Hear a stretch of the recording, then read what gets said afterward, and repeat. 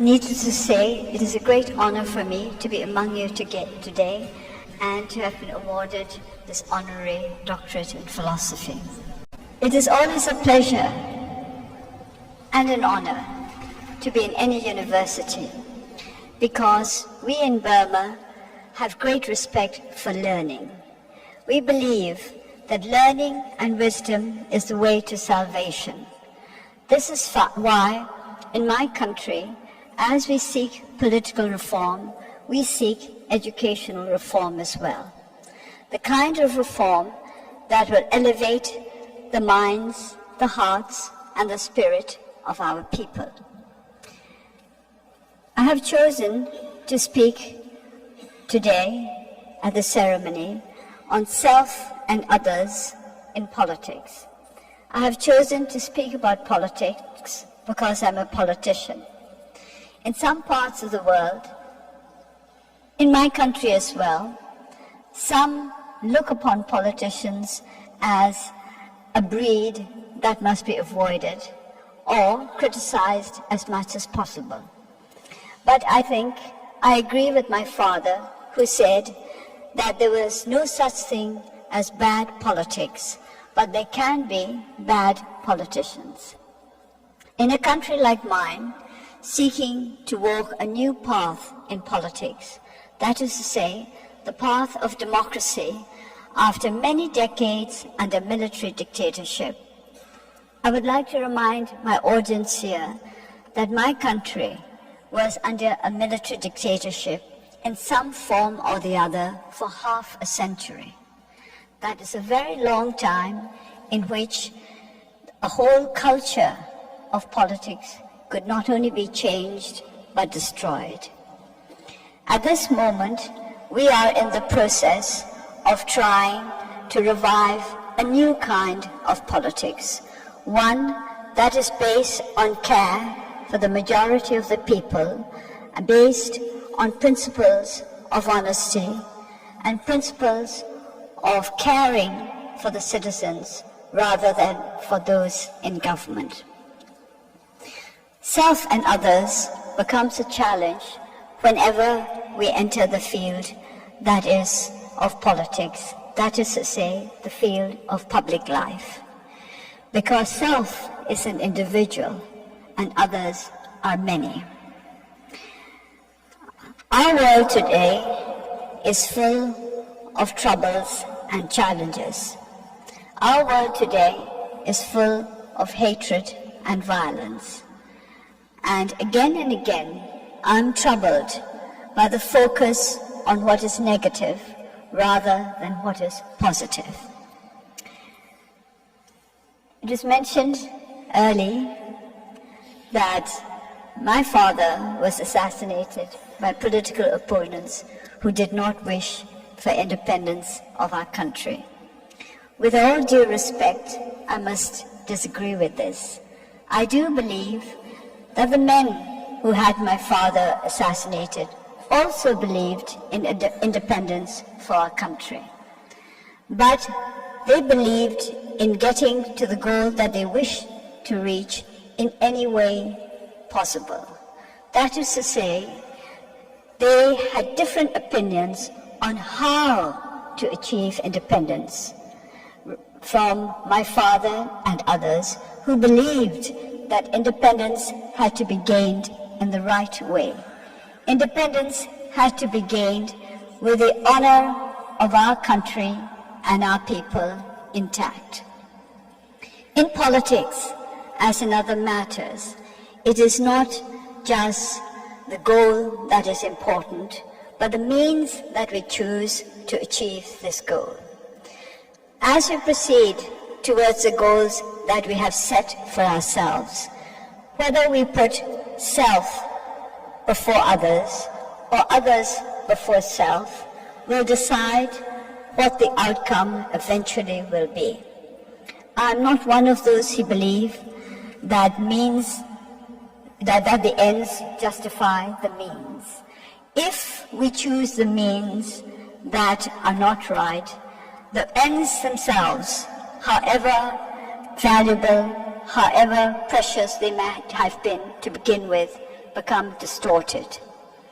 Which is why politics should be not just a practical path, but a moral path, a spiritual path. I have said, and this has been quoted today in the citations, that ours has to be a revolution of the spirit. To put others before oneself is truly a revolution of the spirit. And it is very difficult for all of us who are born knowing just our own self. But as we proceed along life, and as we enter the world of politics, that is to say, the world of others, we have to learn that others matter as much as we ourselves do. It is only by enhancing the lives of others that we can enhance our own lives, because we live in a world where we cannot escape from our association with our other fellow human beings. In my religion, Buddhism, we are taught that the self does not in effect exist. It is a perception that is basically false. This is because our religion wants to teach us that to put self before others detracts from the quality of the existence of all sentient beings. In my country today, there is much conflict.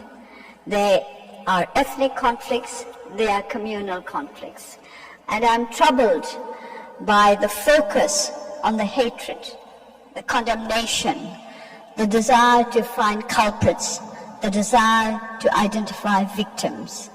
When I say that I am not interested in condemnation, but in reconciliation, it falls often on deaf ears.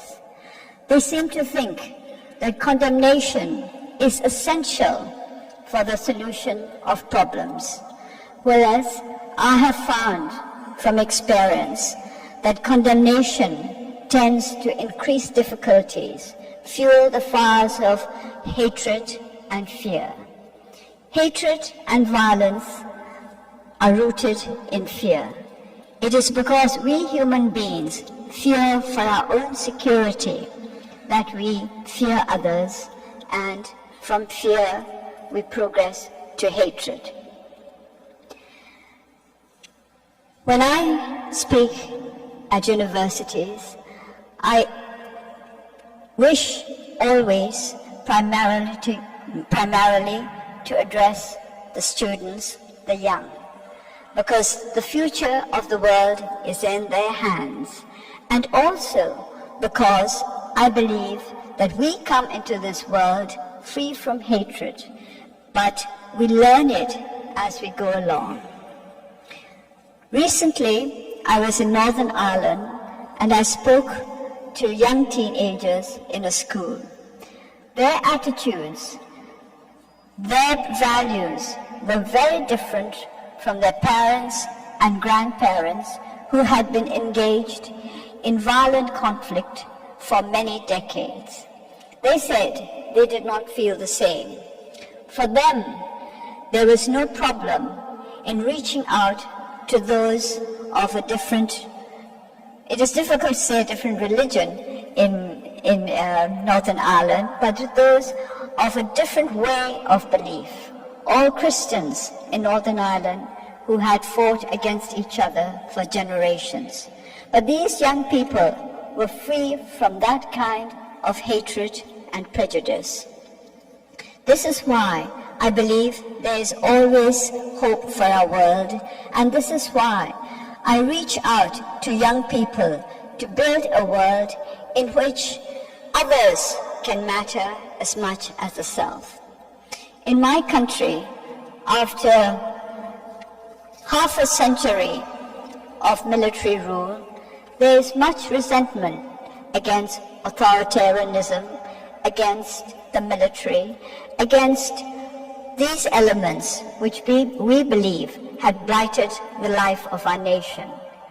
But I believe that the answer to our problems can only come with understanding and with reconciliation. We have never hated the military, or let me say, I have never hated the military.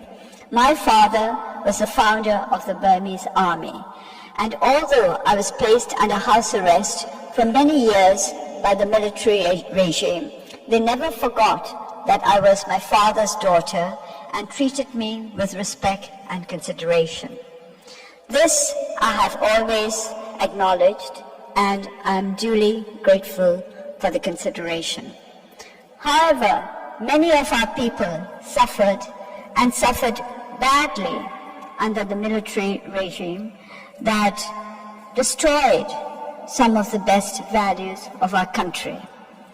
Burma, once upon a time, the best in Asia for education, for healthcare, and for a steady progress in democratic politics, now finds herself behind every other country, or almost every other country in our region. But this is not a time for bitterness. We have been given a chance to remedy what has happened in the past. We have been given a chance to heal the wounds of our nation and to move forward.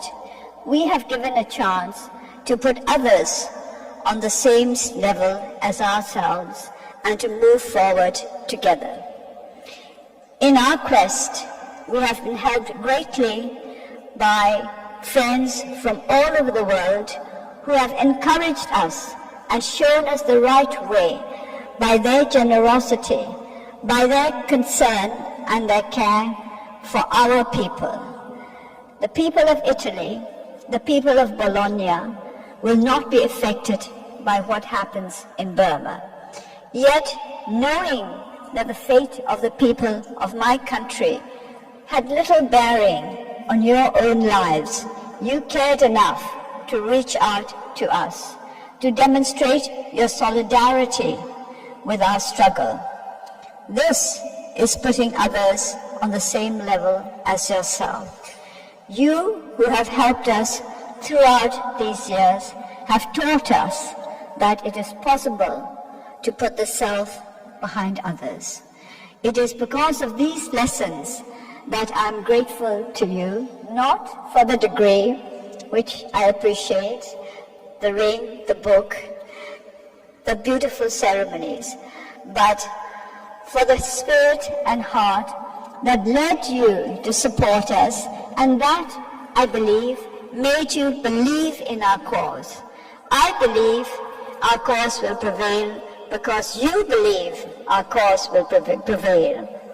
You have given us the hope and the strength to carry on at a time when it seemed as though the obstacles were insurmountable.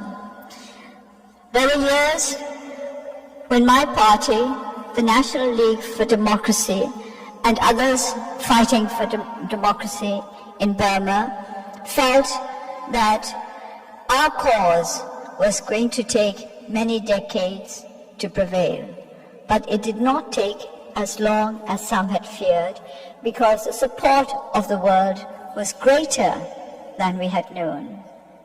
As I accept the honorary degree from an esteemed and precious institution, I would like to use the opportunity to call out to the world